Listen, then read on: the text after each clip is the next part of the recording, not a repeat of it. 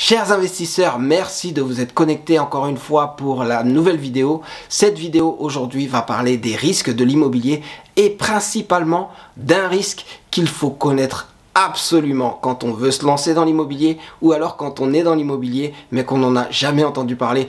Attention, ce risque est très important et il faut apprendre à le gérer. On voit ça tout de suite.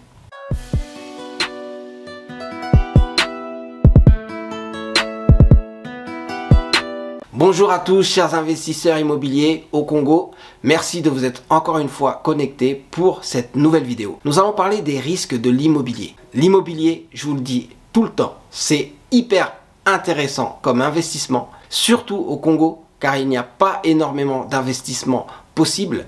Mais quand on connaît bien l'immobilier, on se rend compte qu'il y a un risque qui pèse sur nos activités. Et pour ceux qui se sont déjà lancés, ou pour ceux qui sont en plein projet, mais aussi pour ceux qui veulent se lancer, il vaut mieux connaître dès maintenant de quoi il s'agit. Ce risque, c'est le risque de liquidité. Et il faut savoir de quoi il s'agit pour pouvoir se protéger contre ce risque. Je sais que mes amis de l'immobilier sont déjà membres du club des investisseurs immobiliers au Congo, ou au moins sont abonnés à la chaîne du club des investisseurs immobiliers. Là pour le coup, ça n'engage à rien, vous avez des vidéos et si vous cliquez sur la cloche de notification, en plus vous êtes prévenu dès qu'une nouvelle vidéo arrive et ça c'est le top. Si vous voulez être investisseur immobilier au Congo, alors commencez déjà à suivre ces quelques vidéos. Sur ces quelques thèmes, vous allez apprendre énormément et vous allez pouvoir vous lancer avec des connaissances importantes. Donc voilà, vous savez ce que vous avez à faire, c'est cliquer sur tel ou tel bouton pour s'abonner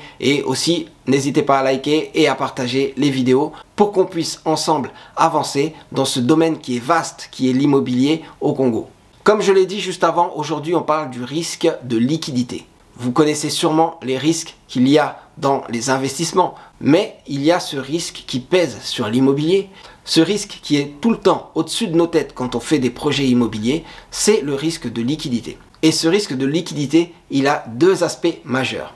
Le premier aspect, c'est selon vous et votre gestion de portefeuille. Quand vous vous lancez dans des projets immobiliers, si par exemple vous faites de l'achat-revente, ou si vous faites juste de l'achat pour ensuite faire louer, vous voyez tout de suite qu'il y a un gros montant à décaisser pour pouvoir rentrer dans le projet. Et ce montant, vous ne pouvez pas le récupérer tout de suite. Heureusement pour ceux qui font de l'achat-revente, ils vont pouvoir le récupérer quelques mois après avec une plus-value, ce qui est intéressant, mais il y a quand même des mois qui vont passer avant de retrouver cet argent. Pour ceux qui font de la location nue ou qui font de la location peut-être saisonnière ou qui font de l'exploitation de biens immobiliers, vous ne retrouvez pas ce capital avant la revente. En attendant, c'est vrai que vous cherchez à avoir des loyers et du rendement, mais les sommes que vous avez en rendement sont de très loin inférieures à ce que vous avez à décaisser dès le début. Et voilà le risque de liquidité, c'est que si vous avez besoin d'un gros montant pour rentrer dans un autre projet immobilier, ça peut être compliqué. Car déjà, on ne décaisse pas ce genre de sommes aussi souvent qu'on le voudrait. Bien sûr, si on est riche, on a envie et on peut le faire. Mais si on est investisseur immobilier et qu'on gère ses portefeuilles correctement, on sait qu'on a juste des allocations par portefeuille et on ne peut pas dépasser les limites. On parle de ce risque de liquidité quand vous avez une opportunité et que vous devez rentrer dans cette opportunité parce que vos partenaires vous attendent, parce que cette opportunité est la meilleure que vous ayez vue depuis un certain moment, mais que vous ne pouvez pas entrer parce que vous avez déjà plusieurs biens immobiliers et que la vente de ces biens immobiliers va vous prendre du temps, alors c'est une affaire qui est perdue. Vos partenaires vous attendent, vous ne pouvez pas décaisser. Votre banquier vous attend, il veut un acompte, mais vous ne pouvez pas non plus décaisser. Vous êtes obligé de vendre pour pouvoir décaisser la somme qu'il vous faudrait, même si ce n'est pas toute la somme, mais c'est compliqué parce que le marché ne vous permet pas de revendre rapidement. Ce risque qui fait que vous ne pouvez pas participer à d'autres projets parce que vous êtes déjà engagé sur un projet qui vous prend énormément en capital. Peut-être pas énormément, mais en tout cas, vous avez un engagement qui fait que vous êtes bloqué pendant un certain temps. Et là, vous allez voir un nombre incroyable d'offres et d'affaires qui vont vous passer sous le nez. Comme par hasard, quand vous avez l'argent dans les mains, vous les cherchez et ça vous prend du temps pour les trouver. Mais quand vous êtes engagé sur autre chose, alors là, vous voyez énormément d'opportunités et de bonnes affaires qui s'offrent à vous. C'est le premier aspect de ce risque de liquidité que vous avez. Et là, on parle de juste profiter d'opportunités. Mais imaginez qu'il arrive quoi que ce soit et vous avez besoin de sortir un montant important. vous vous rendez compte que vous pouvez être multimillionnaire, vous pouvez avoir énormément de résidences, d'immeubles, de maisons et de locaux commerciaux, mais vous avez une somme à décaisser rapidement et vous ne pouvez pas le faire.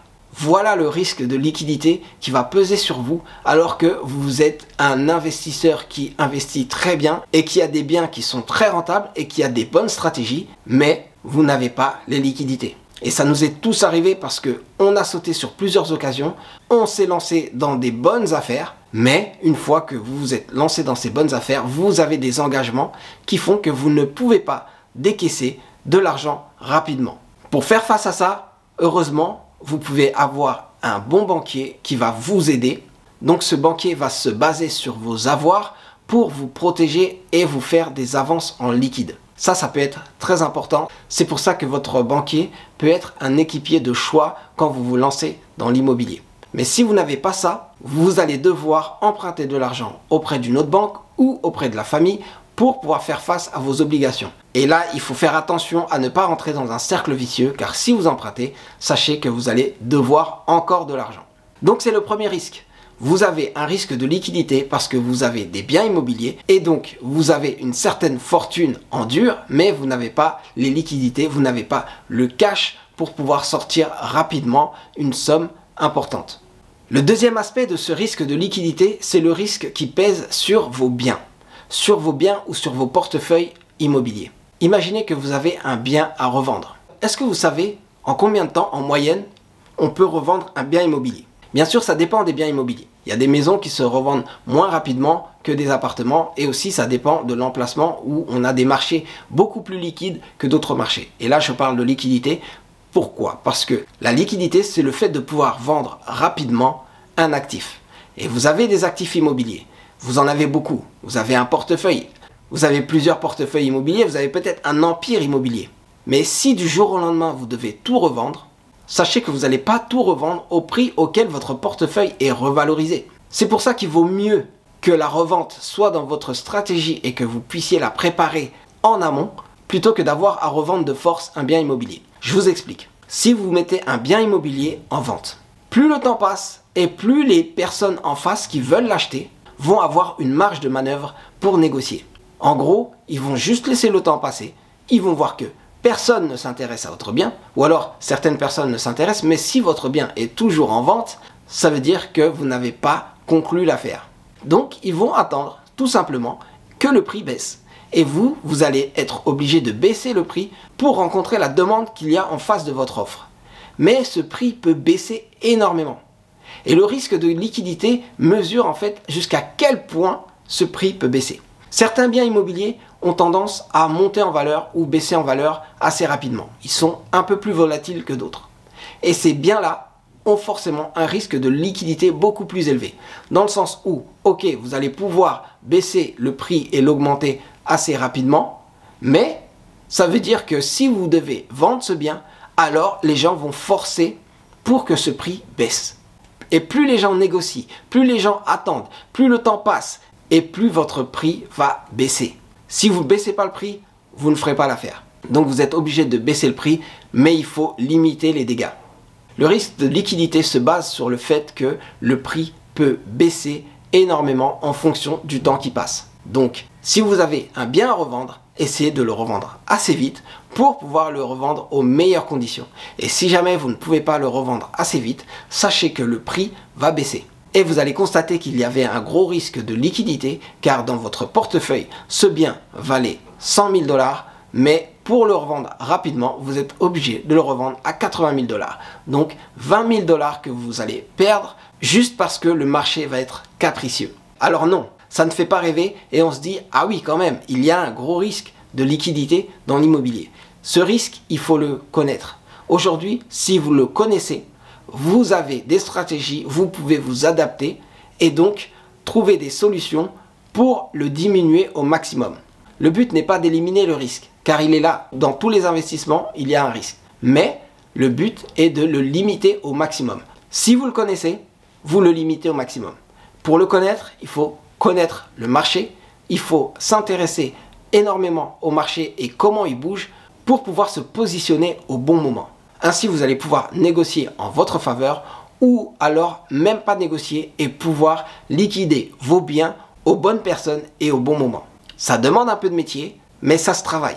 Donc commencez à travailler dès maintenant. Maintenant vous connaissez ce risque de liquidité qu'on a tous quand on est investisseur immobilier. Certains vont vous dire non, c'est pas si grave que ça, mais c'est parce qu'on n'aime pas être face à l'incertitude. Et en fait ce risque il est bien là. Voilà, je voudrais pas vous décourager parce que en dehors de ça, l'immobilier ça reste quand même un très bon secteur et les investissements immobiliers, surtout au Congo, peuvent être très rentables. Ce que je voudrais, c'est juste que les investisseurs immobiliers puissent connaître ce risque et donc se prémunir contre ce risque, donc se préparer.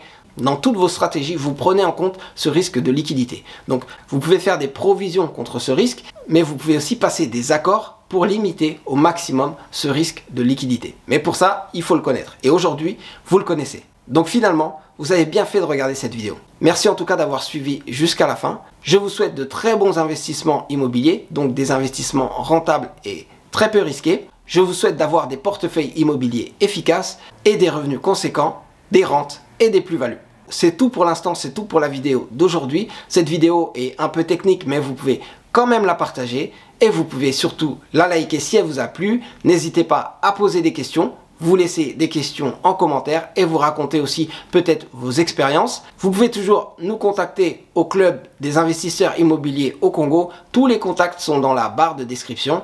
En attendant, on se voit très prochainement pour une prochaine vidéo. C'est tout pour moi, c'était Serge Aliwania pour le club des investisseurs immobiliers au Congo. Restez connectés, restons connectés.